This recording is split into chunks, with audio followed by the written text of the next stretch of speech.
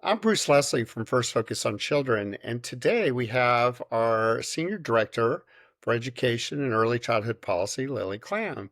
Lily, welcome to the Substack.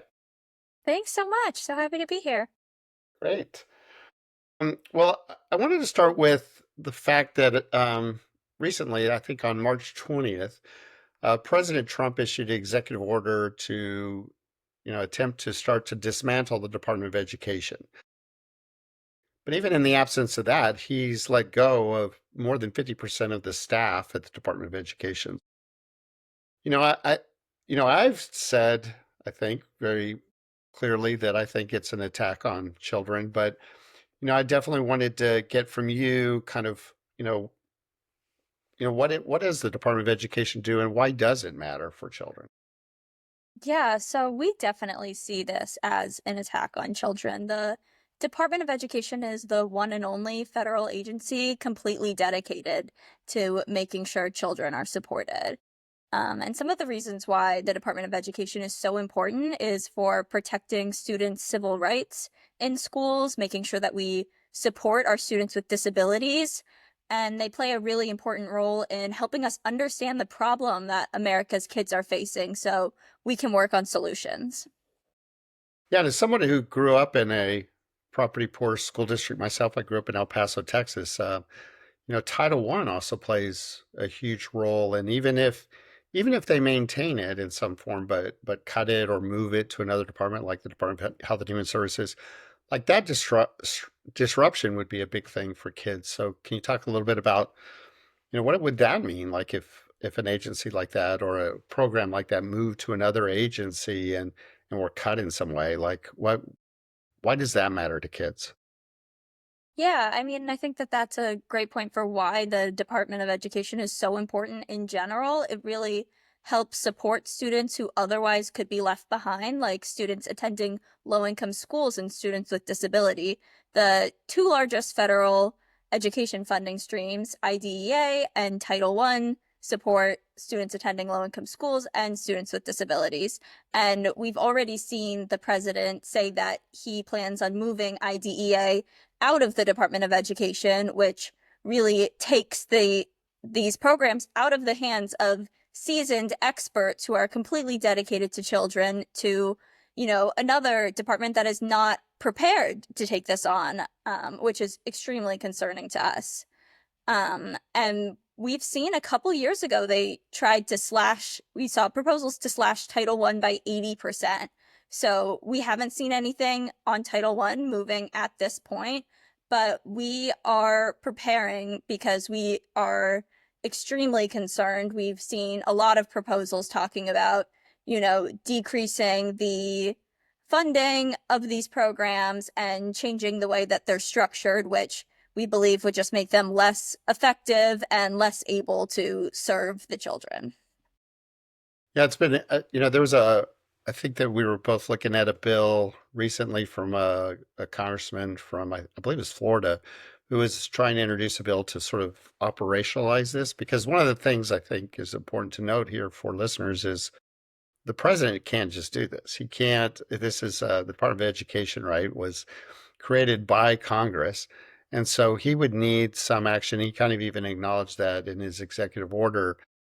So there's a bill that has been introduced, and it would no less move some of the functions of the Department of Education to something like 8 different agencies. I think, as I recall, you probably know this better than I, but like the Department of Health and Human Services, some programs would move there. Some would move to the Department of Labor. The Office of Civil Rights would move to the Department of Justice.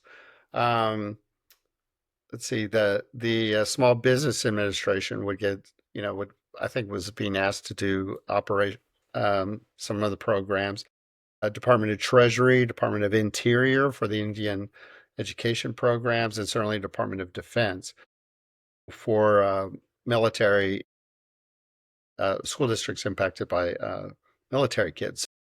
It's just it seems to be a little ironic, right, that we would say we're going to cut the Department of Education and streamline government, but now we're going to increase bureaucracy in no less than 7 or 8 different agencies.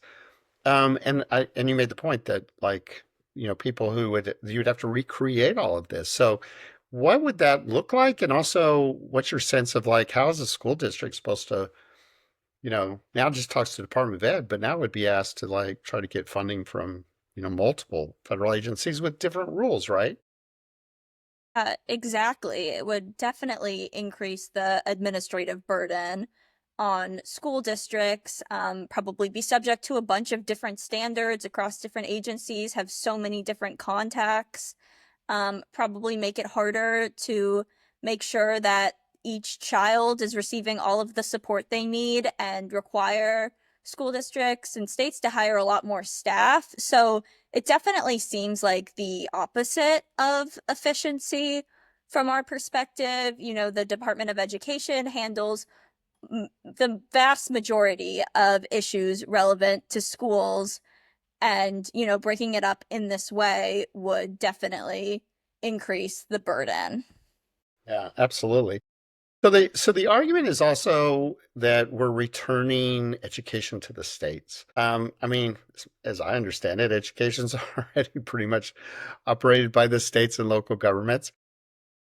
What is that? What does that mean? What is your take on, what about returning it to the states? Yeah, I mean, I would say that it's a little bit funny to us because we definitely agree that education should be um, a state and district issue, and that it already is. States and school districts are in complete responsibility of, establishing curriculum, academic standards. They provide the vast majority of funding to schools. And this is completely in agreement with what we believe, and I would say that it's been pretty ironic to see that they've been making the argument that we need to return these functions to the states and school districts when not only are they already in the hands of states and school districts, but we've also seen the administration trying to exert so much power and increase burdens on states and school districts. We recently saw that they are threatening the funding of school districts, schools that teach anything to do with diversity, equity, and inclusion. They want them to sign something saying that they will not teach these things and that they violate civil rights law. We've saw an executive order threatening their funding if they require COVID-19 vaccines. Like, these things all feel like something that the federal government should not be involved with. And we agree that, states and school districts should have the authority over these issues. So to be making the argument that this would be get to give states the power back when states already have the power back, and what the administration is doing is making their jobs a lot harder, feels like it doesn't make a lot of sense. Yeah, it seems like imposing a bunch of mandates on states, while at the same time saying you're returning education. It doesn't really make a ton of sense. Before we talk about vouchers, which I want to ask you about, I also just wanted to highlight the issue of, we talk a lot at First Focus on Children about how kids are often invisibilized in public policy. They don't have lobbyists, they don't have political action committees, they don't have a cadre of lobbyists, right, at, pushing their agenda.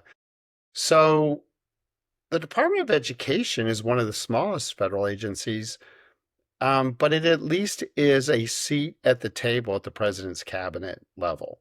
So getting rid of that, we talk, First Focus, we talk about this, like, doesn't that invisibilize kids all the more? Now you don't even have anyone sitting at the table whose sort of primary function is thinking about it, kids' issues, kids' policy. Yeah, exactly. I mean, and even before the Trump administration fired half of the Department of Education's workforce, it was still by far the smallest cabinet level department. So by completely wiping away the one department that's, focused on elevating the voices and the needs of children, we are certainly making it harder for those advocating for kids to get their point across, and, you know, passing this responsibility along to other departments that already have their own issues that they need to be focusing on. Yeah, absolutely.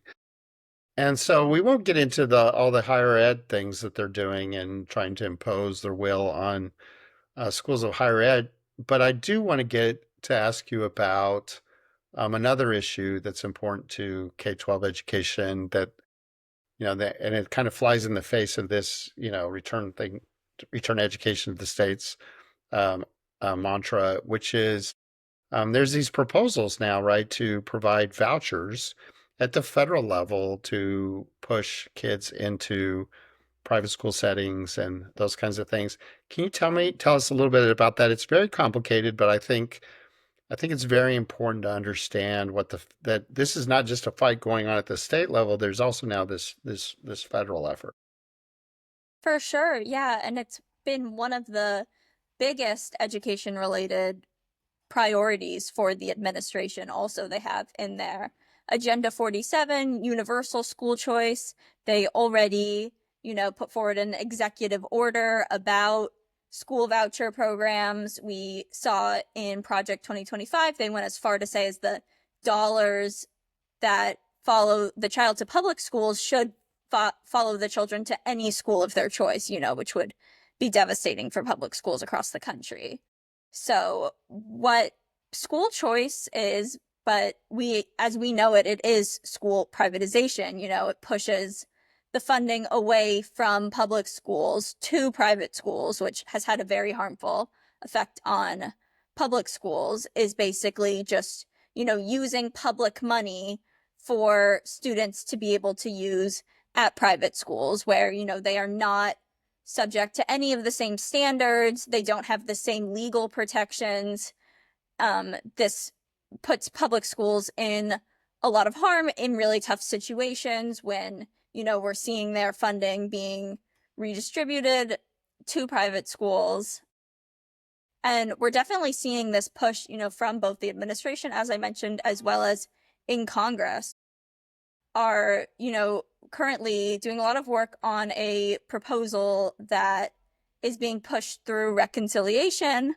They are attempting to a bill called the Educational Choice for Children Act. That is probably the biggest school voucher bill at the moment. It's a $10 billion a year bill creating a federal school voucher program, which many states have said that they don't want, Right. it was every state that it was on the ballot for in three different states, they voted against school vouchers. Two out of three of those states, voted for President Trump. But this is still not a policy that they want because, they recognize the importance of their public school districts. But the way that this legislation would work it would not only create this federal school voucher program through tax credits, but also create an opportunity for donors to avoid capital gains tax. And it does this by allowing donations of marketable securities, which would allow individuals and corporations to donate their appreciated corporate stocks and avoid paying capital gains tax on the appreciation while also receiving a federal tax credit for the full market value of their donation. And, this would be 2 to 3 times more of a benefit for donating to private schools than you would get for donating to food banks, homeless shelters, churches, so it is completely prioritizing private schools over any other issue. Yeah, I think that's such an important point to make. And just, for anyone listening about this, this is like this completely favors wealthy people. Like that's the whole point. It is not about education. It is about giving tax breaks for wealthy people. And it also there's money that can be taken at various points along the line because you can also the people who set up the basically the grant the so-called scholarship or whatever that they fund that then they would float us to people, they also would take money off this. So it is, I hesitate to use the word grift, but that's what it feels a lot like. And to highlight your point, I you said it very well, but three states had this on the ballot, school vouchers on the ballot this past year, and they were overwhelmingly rejected. And I would also note that there was a recent poll that, as you know, Lily, the All for Ed did recently that was asked about getting rid of the Department of Education, and by a 2-to-1 margin, voters opposed that. So if people are against this, if the public's against this, and it's harmful to students, what's going on here? What's the agenda? What why are we seeing these efforts, and what can people who are listening do about it? Yeah, I mean, a major reason we are seeing this, to be completely honest, is we have a lot of billionaires pushing this and, threatening to primary people that vote against this. So we're definitely seeing a lot of money influencing the conversation on private school vouchers, especially since research continues to show us that voucher policies are a failed policy. Yes. And I think, it really especially proves that point that we're seeing a bill being considered that, while it claims to be helping children, what it really would be doing is helping rich people avoid paying capital gains tax.